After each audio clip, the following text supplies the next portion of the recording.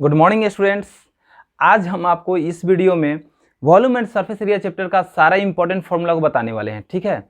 और उसको बिल्कुल अच्छे से डिस्क्राइब करके बताएंगे ताकि आपको याद हो जाए। नहीं ऐसे मैं आपको सजेस्ट करूंगा कि आप पेन और कॉपी लेकर बैठिए और जो लिखवा रहे हैं उसको लिखते जाइए, एक भी फॉर्मूला नहीं छूटेगा, ठीक है।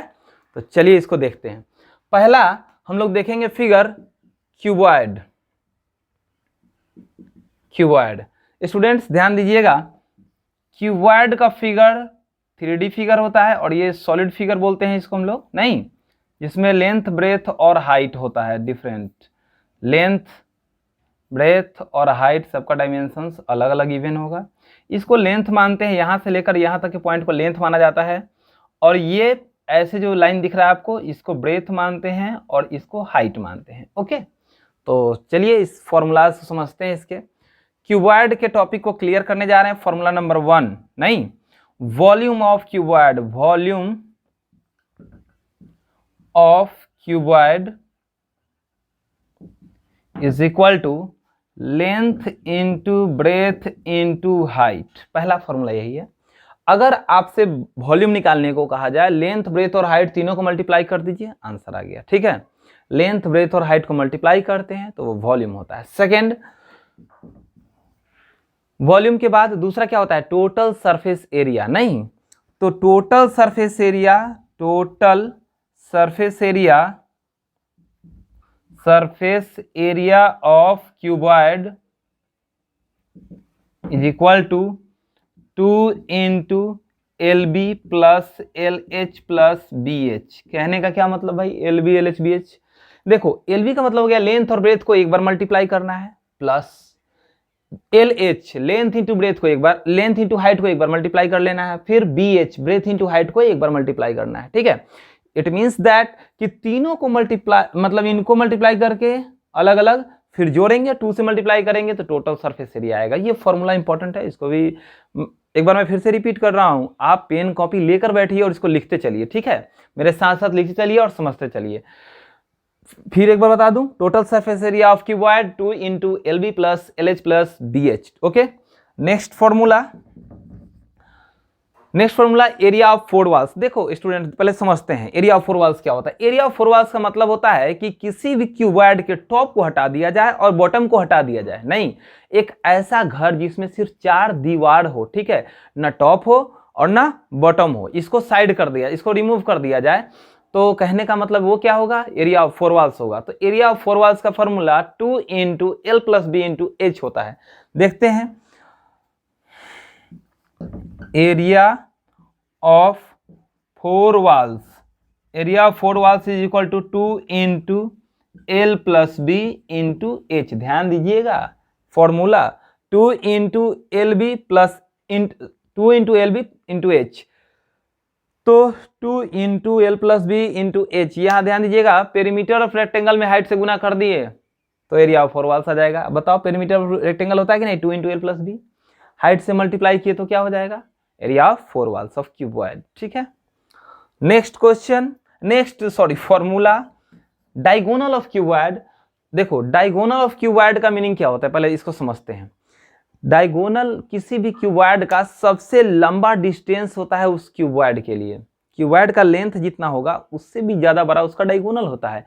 हम इनडायरेक्टली ये कहना चाहते हैं कि अगर उस रूम में कोई सबसे लंबा, अगर हम लोग को ऑब्जेक्ट रखना है तो डायगोनली रखें तो चलेगा। जैसे मेरा ये रूम है, इसमें इस डायगोनल से लेकर के टॉप वाले डायगोनल तक सबसे लंबा लेंथ हो सकता है, दूसरा कहीं नहीं होगा, ठीक है। किसी भी रूम का डायगोनल ही सबसे लंबा लेंथ होता है, तो diagonal of cuboid, diagonal of cuboid is equal to root under L square plus B square plus H square. Diagonal of cuboid root under L square plus B square plus H square. तो ये रहा cuboid का formula, ये तो clear हो गया। अब आइए हम लोग क्यूब का देखते हैं। ओके, इरेज करते हैं।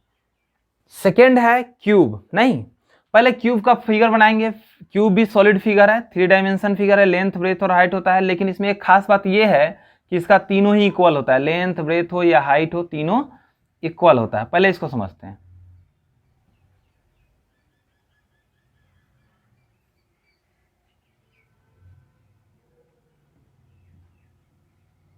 देखिए क्यूब का लेंथ, ब्रेथ और हाइट तीनों इक्वल होता है, उसको इसीलिए उसको हम किसी एक ही सिंबल से रिप्रेजेंट करेंगे, ठीक है। लेंथ को भी ए मान लेंगे, ठीक है, चाहे एल मान लो, एल ही रखो, एल मान लेते हैं। ब्रेथ को भी एल मानेंगे और हाइट को भी एल ही मान लेंगे, ठीक है, तीनों एल ही है।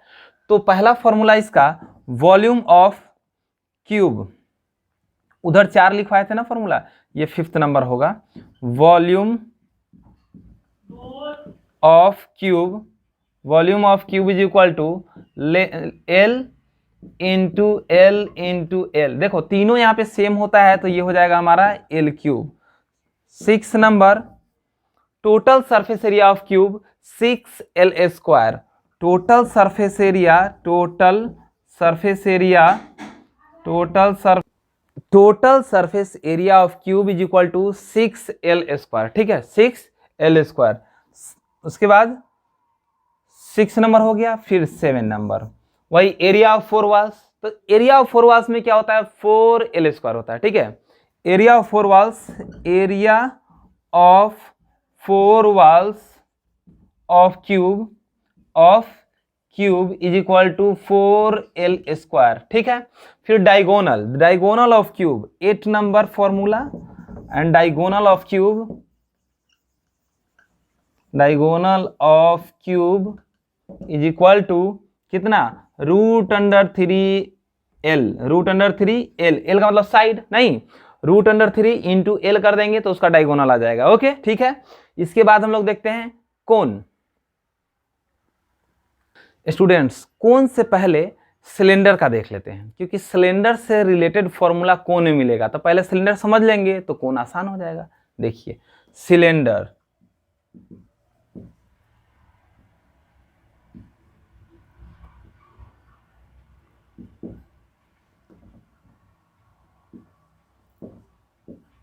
सिलेंडर ये भी सॉलिड फिगर है।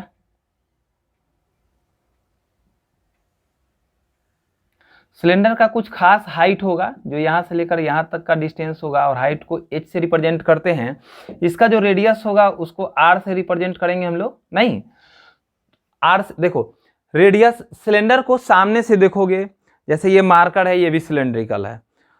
इसको अगर हम इधर से देखेंगे तो ये सर्कुलर दिखाई देगा, मतलब इसके बेस की तरफ से देखेंगे तो ये बिल्कुल इस तरह का दिखाई देगा, ऊपर से देखेंगे तो ऐसा दिखाई देगा, नहीं। तो चलिए इसको, इसके फॉर्मूलाज को हम लोग क्लियर करते हैं।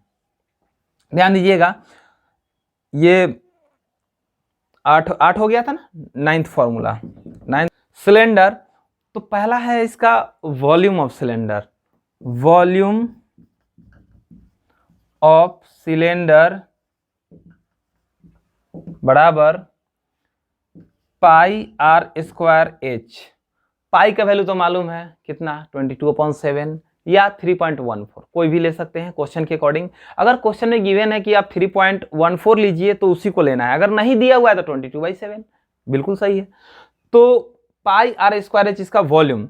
Next formula curve surface area of cylinder. देखिए ध्यान दीजिएगा, curve surface area of cylinder मतलब ये ना, ये कर्व सरफेस एरिया, इसको और इसको छोड़ना है, टॉप और बॉटम को हटा देना है, नहीं इसको कंसीडर नहीं करना है, ठीक है। तो curve surface area of cylinder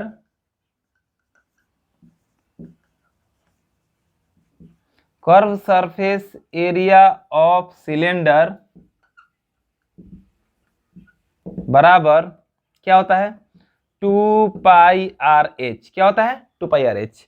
total surface area of cylinder की बात करें तो 2πrh में ये सर्कुलर बॉटम और टॉप को जोड़ देंगे, आ जाएगा। तो देखिए उसको भी लिख लेते हैं, total surface area, total surface area of cylinder बराबर कितना, 2πrh प्लस एक टॉप का, तो भाई इसका तो मालूम है आप लोगों को πr², इसका ही मालूम है πr²। क्यों, ये टॉप का पोर्शन हम ऐसे दिखा दिए सामने मिलाकर, और ये बॉटम का पोर्शन सामने मिलाकर दिखाया, तो ये भी πr²। तो लिखेंगे πr² प्लस πr², ठीक है। अब इसको थोड़ा सही कर देते हैं, बैलेंस कर देते हैं इसको ढंग से। तो 2πrh प्लस 2πr², ये 100% सही है, इसमें कोई दिक्कत नहीं। लेकिन कुछ बुक्स में कॉमन लेकर लिख दिया जाता है, तो चलिए उसको भी लिख देते हैं। ये तो सही है ही, इसके अलावा हम इसको ऐसे भी लिख सकते हैं, 2 कॉमन ले लिए इन दोनों में, 2 पाई भी कॉमन है, एक आर भी कॉमन है, अब बच गया एच प्लस आर। लो बुक में ऐसे भी लिखता है, लेकिन आपको याद अगर करना है और ढंग से समझना है तो आप बेसिक पे जाइए, बिल्कुल एकदम बेस पे, जैसे वो फॉर्मूला है कभी नहीं भूलोगे, ठीक है। अब पाई आर स्क्वायर सर्कल का फॉर्मूला होता है, वो तो आदमी भूल नहीं सकता जल्दी। 2 pi are square, 2 pi r h इसका कर्व सरफेस एरिया का होता है, वो भी नहीं भूल सकता है। तो इनको जोड़ कर ही क्यों ना हम फॉर्मूला बना ले, और कितना टाइम लगेगा एग्जाम के टाइम में, कितना टाइम लग जाएगा, 10 सेकेंड। 10 सेकेंड की जगह पे 20 सेकेंड लगेगा, उससे कोई दिक्कत नहीं है, उतना तो टाइम हम लोग पास होता ही है। चलिए इसके बाद क्या हुआ, वॉल्यूम ऑफ सिलेंडर हो गया, curve surface area of cylinder हो गया, total surface area of cylinder हो गया, ठीक है। सिलेंडर खत्म, अब आते हैं कोन पे। नेक्स्ट फिगर 4, सॉरी कोन। कोन को देखते हैं। देखिए कोन के बारे में आप लोग बढ़िया से जानते हो, ये कहा कि जोकर का जो टोपी होता है ना वो कोनिकल होता है। आइसक्रीम कोन वो तो सभी ने देखा होगा, खाया भी होगा। आइसक्रीम तो सेम है कोन। ये देखिए इसका यहाँ पे हाइट होता है, बीच से हाइट, और ये इसका रेडियस होगा। इसको एच से रिप्रेजेंट करेंगे, इसको आर से, और ये जो लाइन है इसको स्लैंट हाइट बोलते हैं, एल स्लैंट हाइट नहीं।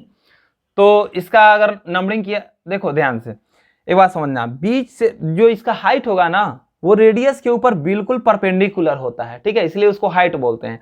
और ये जो स्लैंट है, तिरछा है, तो इसको स्लैंट हाइट बोलते हैं, जो रिप्रेजेंट किया जाता है एल से। तो मैं इसको लिख देता हूं पहले, L is equal to slant height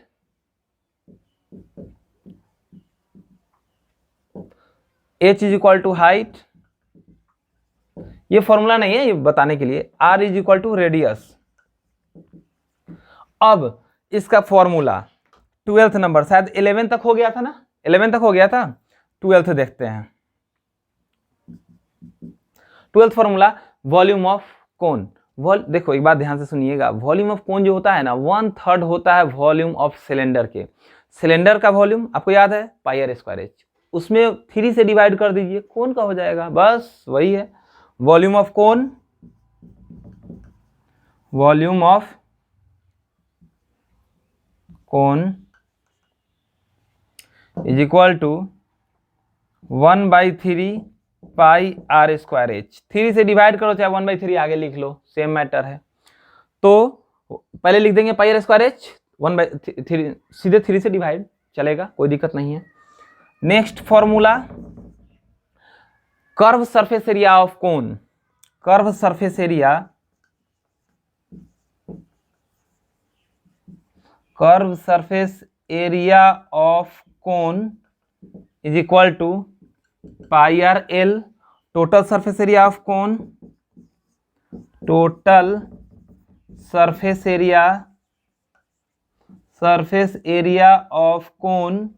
ध्यान दीजिएगा, देखिए टोटल सरफेस एरिया निकालना हो ना तो पाई आर एल में एक बेस का जो सर्कुलर पार्ट है उसको जोड़ दो। देखो ये बेस जो है, इसको सामने से देखोगे तो ये कुछ इस तरह का सर्कुलर दिखाई देगा, नहीं तो इसका तो फॉर्मूला सबको मालूम है कि भाई ये पाई आर स्क्वायर होता है, उसको अगर इसमें जोड़ दिया जाए पाई आर एल में तो हो गया टोटल सरफेस एरिया, नहीं तो बस total surface area of cone pi R L plus pi are square, ठीक है, ये बिल्कुल सही है। लेकिन कुछ बुक्स में इसको कॉमन लेकर लिख दिया जाता है, तो चलो वो भी लिख देते हैं, नहीं तो pi common, radius l plus are, लो भाई हो गया, ठीक है। अब बताओ ये वॉल्यूम कोन का भी क्लियर हो गया, कोन का volume, curve surface area, total surface area, नहीं अब क्या बच रहा है, अब बच रहा है स्फीयर और हेमिस्फीयर, उसको भी बताएंगे अभी। स्टूडेंट्स स्फीयर का फॉर्मूला समझते हैं। देखिए स्फीयर सॉलिड शेप होता है, जस्ट लाइक फुटबॉल या टेनिस बॉल, वॉलीबॉल, ये सब क्या होता है, सॉलिड शेप है, नहीं तो सॉलिड शेप का अगर हम वॉल्यूम निकालें तो उसका फॉर्मूला 4/3 पाई आर क्यूब होता है। तो ध्यान देते हैं, volume of sphere is equal to 4/3 pi are cube, 4/3 pi are cube, नहीं अगर हेमिस्फीयर का पूछेगा तो इसका आधा कर दोगे तो वो आ जाएगा, जस्ट अभी इसको ही बता देंगे। तो क्या हुआ, volume of sphere 4/3 pi are cube. Next formula total surface area of sphere 4 pi are square, total surface area, total surface area of sphere 4 pi are square, ठीक है। यही दो फॉर्मूला है इसके लिए। नेक्स्ट है हमारा 6 नंबर में हेमिस्फीयर। हेमिस्फीयर तो बहुत आसान है, मत पूछो कितना आसान है, अभी बता रहा हूं जस्ट। हेमिस्फीयर कुछ इस ढंग का होगा, ये कटोरे टाइप का होगा। अरे आप लोग बढ़िया से समझ रहे हो, ये मैं बता रहा हूँ। देखो एक स्फीयर, मान लो कि हम लोग बचपन में क्रिकेट खेलते थे तो टेनिस बॉल जब बीच से फट जाता था तो कुछ हेमिस्फेरिकल टाइप का हो जाता था कि नहीं, जैसे घर में बॉल होता है कटोरा, नहीं उस टाइप का दिखता है ये। इसका अगर हमें कर्व सरफेस एरिया निकालना हो तो भाई इसका आधा कर लो, 4 पाई आर स्क्वायर, कितना हो जाएगा 2 पाई आर स्क्वायर, तो 2 पाई आर स्क्वायर। लेकिन इस कटोरे के जब ऊपर से देखोगे, मान लो कि अगर फिगर सॉलिड है, बिल्कुल सॉलिड है, ऊपर से बिल्कुल प्लेन है, तो ऊपर से देखने पर कैसा है, ऐसा दिखाई देगा कि नहीं, सर्कुलर दिखाई देगा ना। तो इसका देखते हैं, फॉर्मूला नंबर 16 हो गया 17। Volume of hemisphere, volume of hemisphere का फॉर्मूला इसका आधा कर देंगे, मतलब 4/3 पाई आर क्यूब को 2 से डिवाइड कर लो, यही होगा गारंटी के साथ। 2 से इसको कट करो 2, ये क्या हो जाएगा 2/3 pi are cube, volume of hemisphere, ठीक है। Next formula, curve surface area of hemisphere. Curve surface area of hemisphere बराबर क्या हो जाएगा 2 pi are square, 2 pi are square. देखो एक बात बताता हूं, स्फीयर का अगर याद हो गया तो उसमें 2 से डिवाइड कर लेना, तो वॉल्यूम का आ जाएगा, 2 से डिवाइड कर दोगे, total surface area of sphere को 2 से डिवाइड करेंगे तो curve surface area of hemisphere आ जाएगा, सीधी सी बात है। तो देखो कितना था 4 पाई आर स्क्वायर, 2 से डिवाइड करेंगे, 2 से 4 कटेगा, 2 टाइम में क्या आ जाएगा 2 पाई आर स्क्वायर, यहाँ पे वही तो लिखे हैं, ठीक है। तो एक को याद करेंगे, देखो ये फॉर्मूलाज को ना रिलेट करने का कोशिश कीजिए, नहीं तो आप भूलेंगे, कोई भी भूलता है, कंफ्यूजन सबके साथ होता है, तो उसको रिलेट कीजिए एक दूसरे के साथ, कितना भी फॉर्मूला हो आसानी से याद रहेगा। और मुझे जहां तक लगता है 10th के लिए वॉल्यूम एंड सरफेस एरिया से अप्रोक्सीमेट 30 फॉर्मूलाज है, ठीक है, जिनको याद बड़ी आसानी से किया जा सकता है। लेकिन इस बार तो कुछ एलिमिनेटेड है, नहीं प्रश्न पढ़ना नहीं है, तो मान लो कि उसमें 5-6 हट गए, ठीक, बच गया वो थोड़ा बहुत है, बहुत आसानी है। आप 8 में पढ़े हैं, उसके बाद 9 में पढ़े हैं, अब 10th में आ गया, 10th में कितना मुश्किल से 7 से 8 फॉर्मूला और एक्स्ट्रा आपको मिलता है, ठीक है। देखिए ध्यान से, तो ये तो curve surface area of hemisphere हो गया। एक फॉर्मूला जो बच गया total surface area of hemisphere, वो होता है 3 पाई आर स्क्वायर। कारण हम बताते हैं, 2 पाई आर स्क्वायर सॉलिड होगा, ऊपर से देखोगे ये सर्कुलर दिखेगा, तो इसका एक होता है pi are square, pi are square, इस दोनों को जोड़ोगे तब तो आएगा। नहीं समझ में आया, बताते हैं। मान लो कि एक बॉल है, ठीक है, कटोरा है, इसके ऊपर पूरा हम बिल्कुल किसी चीज से ढक देते हैं, पूरा भर देते हैं, फिल कर देते हैं, ठीक है। अब उस कटोरे का जो कर्व सरफेस एरिया है वो तो 2 पाई आर स्क्वायर, ऊपर से कवर्ड है, बिल्कुल एकदम प्लेन है, ऊपर से सर्कल टाइप में दिखेगा, तो पाई आर स्क्वायर उसके लिए, तो उसको भी लिख देते हैं अभी just.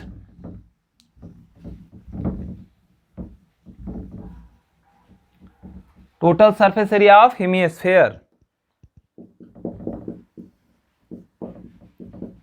Total surface area of hemisphere बराबर 2 pi are square plus 1 pi are square. Front view top से देखने पर ऐसा दिखेगा, तो ये कितना हो गया 3 पाई आर स्क्वायर। ठीक है स्टूडेंट्स, मुझे उम्मीद है कि फॉर्मूला क्लियर हो गया होगा। जो बच्चे बैठकर लिखे होंगे उनके लिए बहुत बेनिफिशियल होगा रिवीजन टाइम में, ठीक है। तो मिलते हैं फिर नेक्स्ट वीडियो में। Okay, thank you.